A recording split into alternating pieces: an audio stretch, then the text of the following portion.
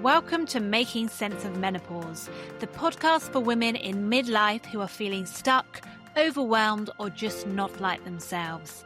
I am Roberta Bass, a women's health physiotherapist, menopause mentor, and remedial hypnotist. I help women in perimenopause understand what's going on and share small, realistic steps to help them feel better in both mind and body. This podcast is for general information only and is not a substitute for personalised medical advice. Let's dive in and get started. Hello, welcome back. So today I'm going to take you for a journey around my village because I go for a walk with my dog around the village. So I'm in Cheddar. So if you've ever heard of Cheddar Gorge, it's there. And around Cheddar recently, with the warm weather over the summer, there has been lots of water mains that have burst and that are just dripping water everywhere. Now, I walk a very similar route pretty much every morning because I walk my husband to work. We always joke just to make sure that he goes, but it's just a nice way for us to have a little chat on the way, and then I walk the dog and then come back home, and then I get ready for my working day. But on this route, there has been at least 2 or 3 water mains that have burst and bubbling up through. Now, these have been going on for months. Now, I noticed the other day, after literally months and months, one of them had been fixed. But there's several others that are still leaking.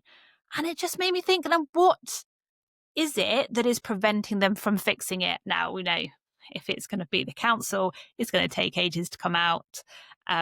But if it's water company, again, it's money. But you think that by having all of that water flooding out, we are wasting not only water, but money.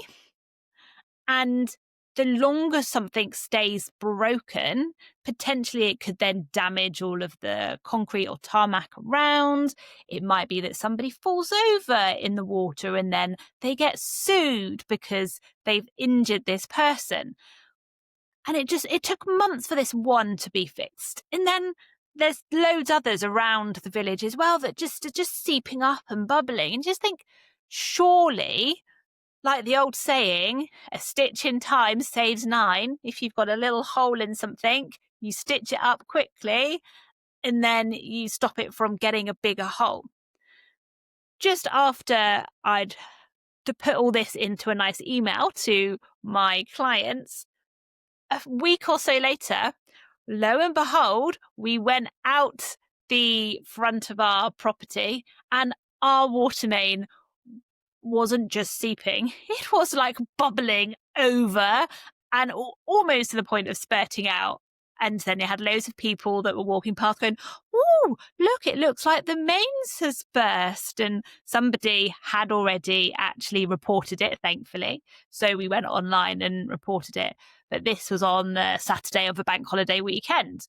So it did say that nobody would look at your online report until the next working day. So that would be Tuesday. And I'm thinking, oh my goodness, this is like 3 days that we potentially have to wait with all of this water bubbling up.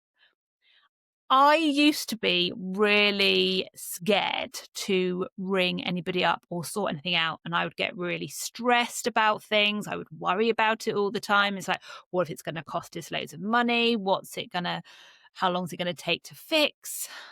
But I have been working on my mindset, the fact that we can only control our response to certain situations. We can't control anything else that happens. I couldn't control that was going to burst or how to fix it. I don't know anything about water mains. However, I can control how I respond to that situation. So I stayed calm. I looked at online. I did the online little report that you had to do.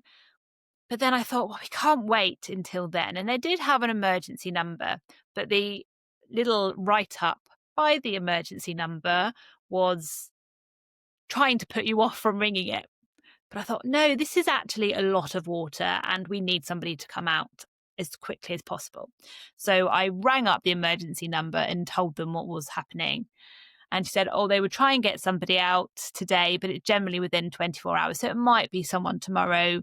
They can't necessarily fix it, but they will have a look at it and see whether anything needs to be dug up or anything else. And I'm like, oh no, because we've only recently had our driveway done. And I'm like, if they're going to dig up, and I'm like, oh no, they're going to ruin it. I'm like, no, keep calm. And then luckily within 2 hours, a chap turned up and had a look. He knocked on the door and said that it's going to be at least 20 minutes for him to look at it and that you wouldn't have any water for that time. So I'm like, okay, 20 minutes I can cope with. But he said he wasn't necessarily going to be able to fix it in that time. Luckily, 20 minutes later, knock on the door, all fixed, all sorted. And I was like, wow, I wasn't expecting that. After seeing all these other ones that have been like bubbling for months, to have it fixed so quickly was like, oh, great. Turns out it was just a crack in the water gauge or the meter. So we had then a new meter put in and it was all sorted. I think the weather had affected lots of them, but it was just the coincidence of that happening after I was spotting all these things and after writing a whole email about the situation to have it then burst outside. I was like, oh, this is a good test to see how I deal with this situation. So after having it all sorted, that made me then reflect on the whole situation and how we can relate that to our health. So it's like, what has water got to do with our health, other than the fact that you should be drinking it to keep ourselves hydrated and we don't want to be wasting it? If we just think about things that might be happening, particularly in perimenopause, and they might just start to seep through. So think of a water main that's just starting to like drip through and starting to come up through. People are just starting to notice, but they ignore it. So these symptoms of perimenopause, you just start to notice some of these symptoms. Maybe it's some joint pain, maybe it's sleep that's starting to become difficult, or maybe you're starting to get a few hot flushes. There's so many symptoms of perimenopause. So check out the free masterclass if you haven't already, because it will go through all of the different symptoms. But if we ignore them, then they get bigger. We might get more and more symptoms. And why we might be able to ignore one or two of those symptoms, or if they're mild, if we ignore them and we get more symptoms or the problem becomes worse, then they become more difficult to ignore. But we get to that point where we get so many symptoms and we're feeling so rubbish, it's really difficult to A, get the motivation to actually make any changes to improve. And then B, once things become more set in and chronic, particularly things like pain, they are much more difficult to treat and to improve. And then you have to invest more time or more money in order to get those things better.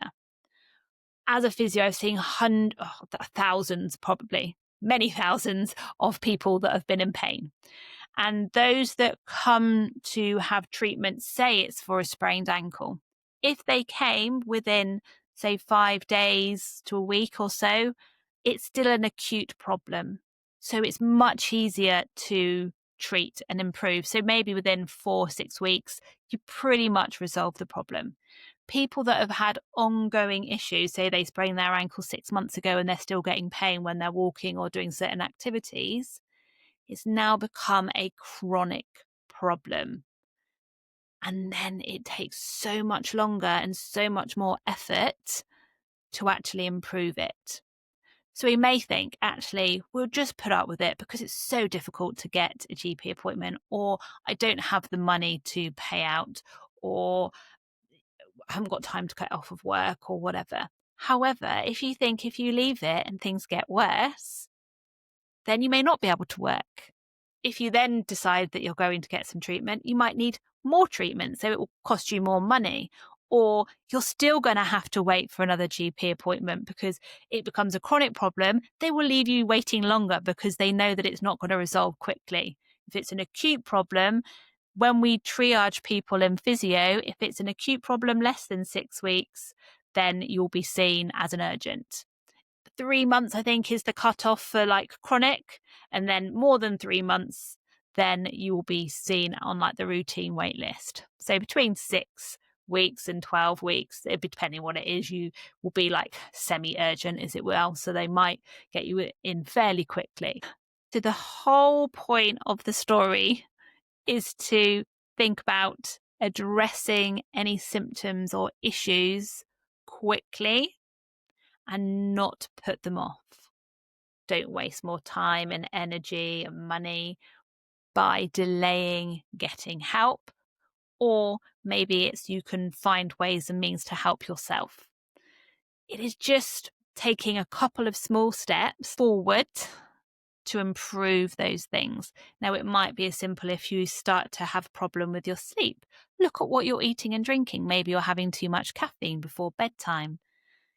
These things we could get away with when we're in our 20s, 30s potentially. Once we hit our 40s, towards our 50s, these habits and things that we've done often will worsen symptoms. So it might be if you were tired, or if you were struggling to sleep, you would just have coffee in the morning. Actually, caffeine can make symptoms worse. So it's finding the right way to help yourself, the right information to support you. But don't let a burst water main go on too long. Try and get it sorted. And if you're getting loads of symptoms of perimenopause, it's nipping it in the bud, because it might be habits that you've done that are making things worse. It might be stress, that you are no longer as resilient as you were if you continue with that stressful job or ways, or if that stress level stays up there and you don't do anything about it, then things will just get worse and worse. You'll start to get physical effects as well as the menopause symptoms becoming worse. So you don't need to fix every single thing at once. It's just looking at one thing that you could do to help improve things. So for me, it was ringing that emergency number to try and get somebody to come and fix it. If that hadn't fixed it, then I'd have had to have waited until somebody could come and dig up our nice driveway. But one thing forward. Maybe it is watching the free masterclass that I've got that will help you. Maybe it's going to the GP to ask for some medication, or just to look at all of your symptoms. Maybe it's coming to see me to have a menopause MOT. But there's all sorts of things that you can do one step forward to start improving the symptoms. Don't leave it for too long. Hopefully today's episode has got you thinking about leaving things, what you can do, and you don't have to put up with things. You deserve to be your best self. You deserve to have the best well-being that you can. You don't have to put up with feeling unwell because you've got other priorities. You should be your biggest priority. Like they say on the aircraft, sort your own oxygen mask out first before you help other people. So make sure that you take one step this week to help yourself. Until next time, take care. Thank you for listening to Making Sense of Menopause. If you have found this episode helpful, please follow the show and leave a review. It really does help more women discover the podcast and get the support that they need. And if you're ready to take that next step towards feeling more like yourself again, you'll find the link to my free Perimenopause Masterclass in the show notes. Take care and see you next time.